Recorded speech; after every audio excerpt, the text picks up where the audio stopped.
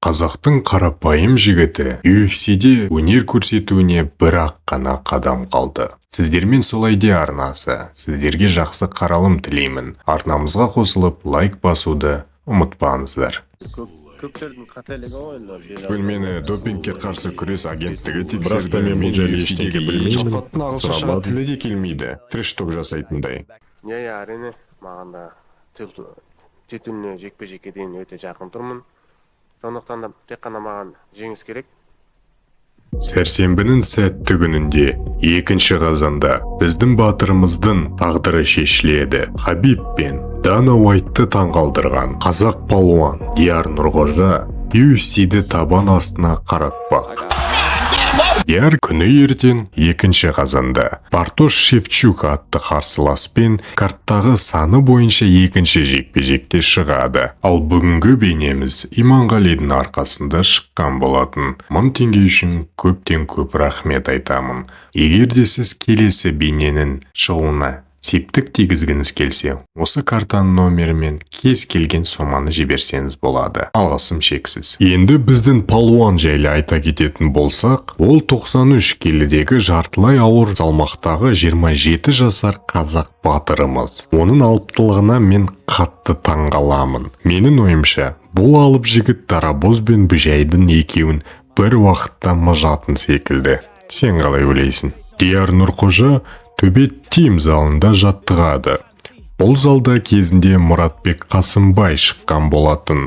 Дияр Хабиб Нурмагомедовтың ұйымдастырған Eagle FC лигасында жартылай ауыр салмақтың алғашқы чемпионы болып атанған еді. Керек болса Хабибтің өзін сабай алатын жігіт. Өзінің ММА-дегі жолын 2017 жылы бастаған.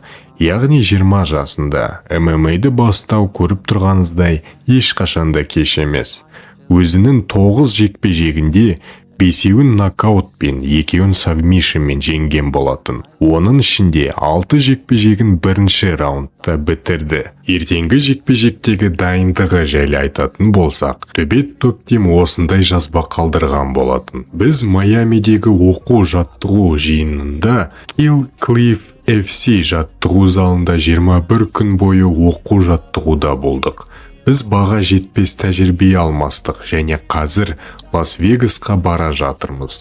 Онда 12 күннен кейін Dana White Contender сериясы лигасында жекпе-жек өткіземіз.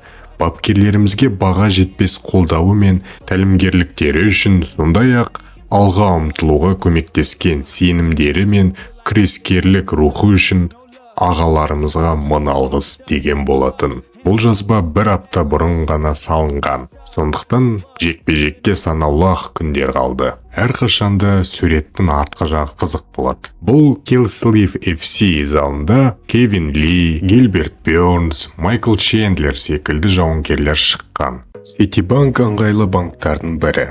Өзіңізге керек кредитная карта немесе банковское дело, кредитование, инструменты, қалаған функцияны таңдап, ішінен өзіңіз қалаған қызметті жасай аласыздар.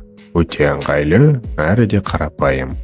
Ал біздің палуанымыздың UFC-ге барар жолының алдында польшалық жауынгер тұр. Бұл Бартош Шевчук. Бұл жауынгер көріп тұрғандарыңыздай 2 жеңілісі бар. Сондықтан біздің батыр жекпе-жекті алатынына түк күмәнім жоқ. UFC-де плюс бір қазақ батыры.